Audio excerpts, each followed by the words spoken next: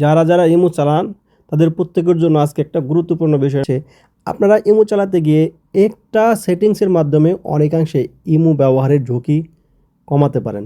কারণ অনেকের দেখা গেছে ইমোতে বিভিন্ন ধরনের স্ক্রিনশট রেকর্ডিং নিয়ে আপনাদের সাথে প্রতারণা করতে পারে। তো একটি কাজ করলে আপনারা এই সমস্ত ঝুঁকি থেকে বাঁচতে পারেন। সেই কাজটা কি, চলুন দেখে নেওয়া যাক মূল ভিডিও। এই কাজটি করার জন্য প্রথমে আপনারা ইমোতে প্রবেশ করবেন।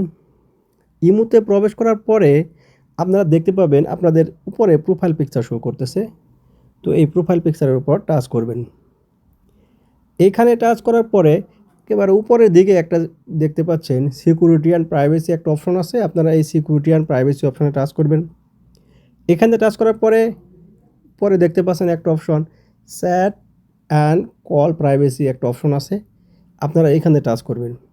এখানে টাচ করার পরে দেখতে পাচ্ছেন ব্লক স্ক্রিনশট ফর কল। আপনারা যদি এখানে এরকম অফ দেখেন, এই অপশনটাকে আপনারা অন করে দিবেন। এই অপশনটাকে যদি অন করেন তাহলে আপনাদের স্ক্রিনশট নিতে পারবে না, বা আপনাদের প্রোফাইল পিকচার বা কোনো মোবাইলের স্ক্রিনশট নিতে পারবে না। একজনের সাথে ভিডিও কথা বলতেছেন, তো ভিডিও স্ক্রিনশট নিয়ে আপনাদের সাথে ব্ল্যাকমেলিং করতে পারে। তো কিভাবে করবেন, আপনারা প্রথমে এখানে টাচ করবেন। টাচ করার পরে এই দেখেন এরকম অপশনটা অফ আছে, আপনারা এখান থেকে শুধু সুইচটাকে অন করে দিবেন। তো এই দেখেন হয়ে গেল আপনার কাজ। তো এই কাজটি করলে আপনারা ইমোতে অনেক সিকিউরভাবে ব্যবহার করতে পারবেন। ভিডিও কেমন লাগলো দেখা হবে পরবর্তী কোনো ভিডিওতে। ততক্ষণ পর্যন্ত ভালো থাকবেন। আল্লাহ হাফেজ।